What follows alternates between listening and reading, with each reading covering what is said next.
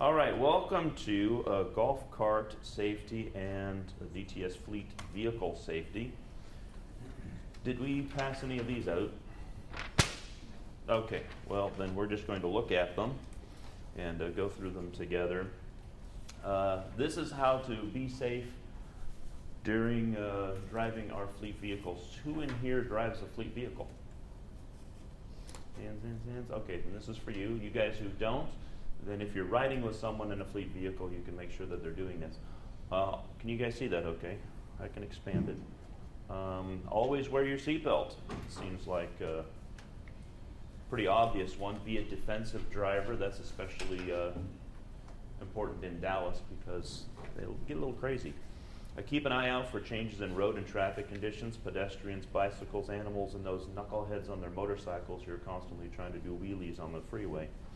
Obey the speed limits, traffic signs, and signals. Remember in Dallas, if you're not used to it, the children's crossing signs that are black with yellow instead of yellow with black means that it's an all year long school. And so even when it's off school season, you still have to obey those. Use lights, wipers, defrost in rain, snow, and sudden fog. Use caution when using a cell phone with driving. This is gone now. We have a new thing coming out that says no use of cell phones while driving. None whatsoever. Not for texting, not for taking calls. Most of the new cell phones have a driver mode. And you can even put on a note in there that says, automatically answers and says, I'm driving right now, I'll call you back later. We are asking currently, I know some people like to use GPS. The smart thing would be to keep your eyes focused on the road, not on your GPS. So if you need to recheck your GPS, pull over, pull it up, look at it, memorize your route, and go.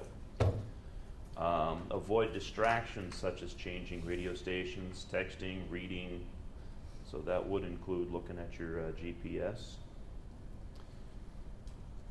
So again, no cell phones while driving. Don't tailgate, stay at least 2 seconds behind vehicle, and of course in bad weather, more. Stop on the road at night, and don't stop, do not tailgate, do not stop on the road unless absolutely necessary, then use lights and flashers.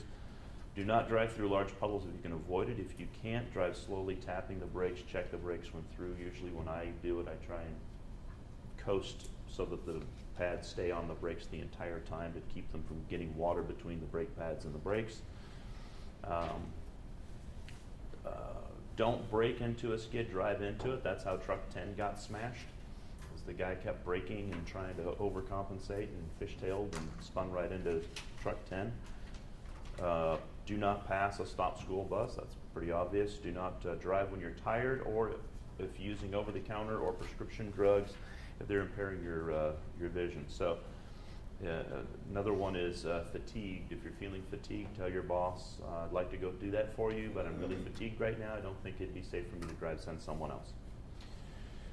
When an accident occurs, be courteous, avoid confrontation, do not admit fault. Exit the vehicle and use the flares, reflective triangles to warn other drivers. A lot of our vehicles have the reflective triangles. Call 911, obtain the vehicle registration, proof of insurance, and accident report packet from the glove box or console. We still have those in all of our vehicles, correct? I went ahead and made copies of those for my own personal vehicle because they are so very thorough. Look for witnesses, record names and numbers, get some business cards if you can. That helped us out with truck 10, and everybody there had business cards. Complete accident reporting forms located in the packet. Use the disposable camera to photograph vehicles, driver, passenger, any pertinent objects or inclement conditions for the insurance purposes. Use your smartphone. Use your smartphone. I was just going to say, just about everybody has smartphones now. Use those. Is there anybody who drives a fleet vehicle that doesn't have a phone that's got a camera?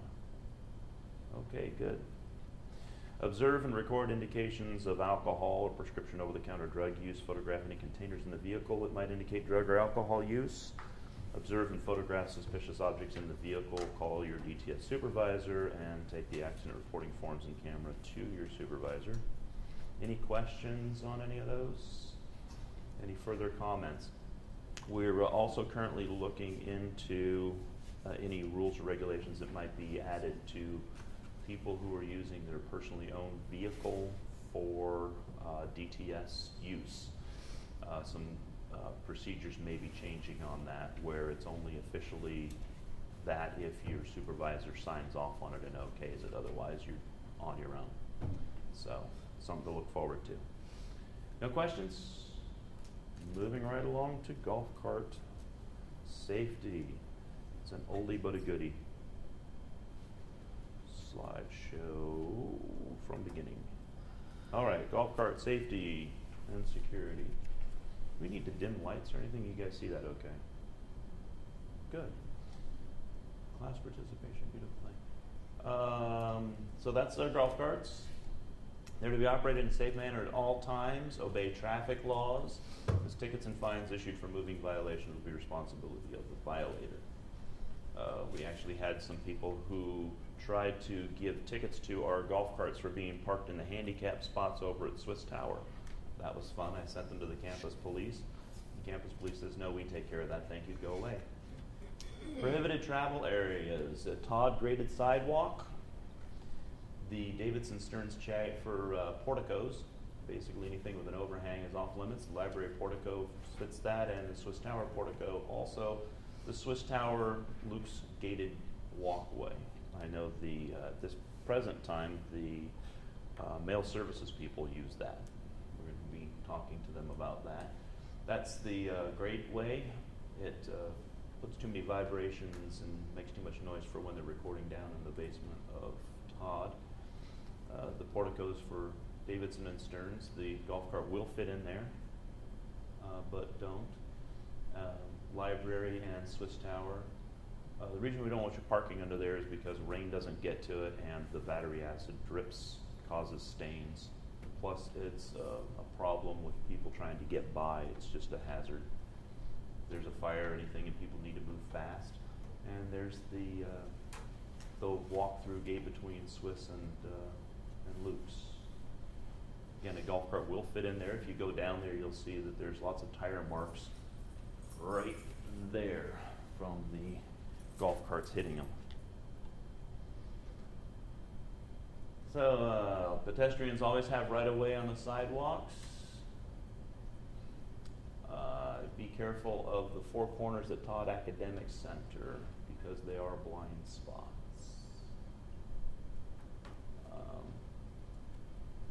Don't block traffic on streets or sidewalks. Move the cart to an area away from the street or pedestrian track if you need to talk. That's not a good parking spot. That's a good parking spot as long as you don't back your cart into the window. If they have to, that's really not a good spot either because people coming around the corner can run into you. And then there's a area right here on this side that's okay if you pull forward enough for another golf cart to pass. Other than that, all around the sides of Walford where the facility support guys park, excellent. Plenty of parking spots. Don't block entrances to a building because entrances are also fire emergency exits. Any passengers in the car should be employed at DTS or contractor accompanied by DTS employee. Contractors are okay because they are insured. $1 million policy. But anybody else, students and staff, you need to have permission from your supervisor to, that staff are employees, so they're okay. But students, if there's some kind of an emergency or something, get permission from your supervisor or VP. We had a student that collapsed, and I had to give her a ride on my golf cart, but I had the dean of students there authorizing that ride. So children are not permitted to ride on the carts. And something else that isn't in here, but I want to point out, that's Gatorade, so that's pretty cool, but some of the stuff that we carry on our golf carts are poisonous, and children will get them in their mouths, and so be careful with that. Make sure they're capped, or just store them elsewhere where the kids can't get at them, because kids are drawn to those golf carts. They're a lot of fun. All right, keep all limbs inside the cab when the cart is in motion. We had someone hurt themselves on that particular bollard right there a long time ago. And remain seated at all times while the cart is moving. Even a warning. All right, only 2 people are allowed to ride on the carts, not to be transported on a cart unless seated in the front. Resist heavily the temptation to have somebody sitting in the way back of the golf cart holding down the equipment.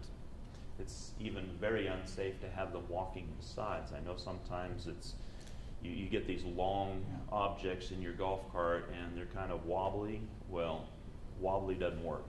You can't have somebody walking along the side holding a desk in place. You need to strap that thing down. There are plenty of cargo straps, and if we need more cargo straps, we will get them. We want you to be safe.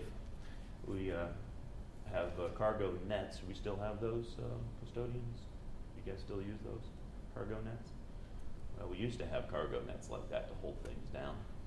But secure all items which could fall off the cart due to bumps, sharp turns, or strong winds. Attempting to secure items with arms or legs does not provide sufficient control of the load, and that includes, again, if you're walking beside the golf cart or behind it. Do not exceed the load-bearing capacity of the cart, 250 pounds, excluding the passenger's weight. Red flags should be attached to items carried on the cart that extend beyond the body of the cart, i.e. ladders, tables, etc. I believe the distance is 3 feet behind or in front and 1 foot to either side. And any cart driven at night or in dark inclement weather must have proper lighting and must be turned on. Also, it's a good idea to keep a rag on your golf cart. I've got one because in the rain, especially if it hasn't rained for a while, your windshield gets really dirty and it's impossible to see. Wipe that thing down, keep your vision clear. It's just as important for other people to be able to see you as it is for you to see them. All of our golf carts should have those triangles on the back so that we'll be easily identified when we go out into the road. Avoid going over the curbs, parking bumpers, up or down the stairs. And avoid cutting corners to prevent damage to the landscaping. We put those rocks in there. That was more to an aesthetic thing, to make it look good. The fact that people had done this, that doesn't give you extra room to cut the corners. So please don't drive on those rocks that we put there if you can avoid it.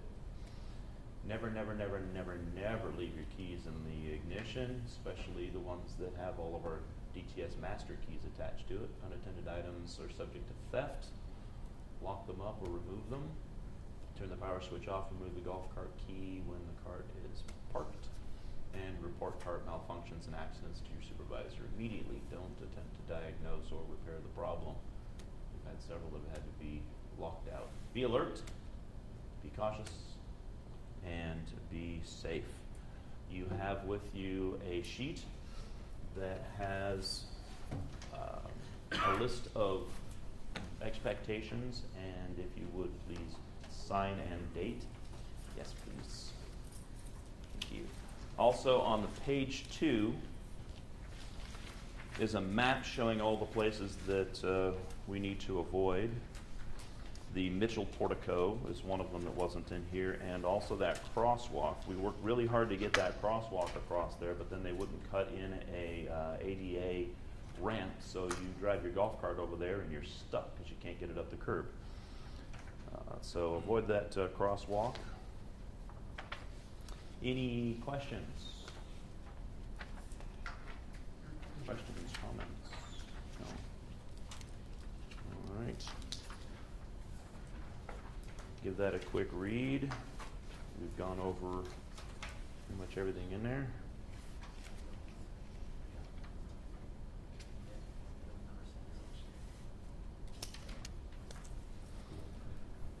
And that's it for vehicle safety training.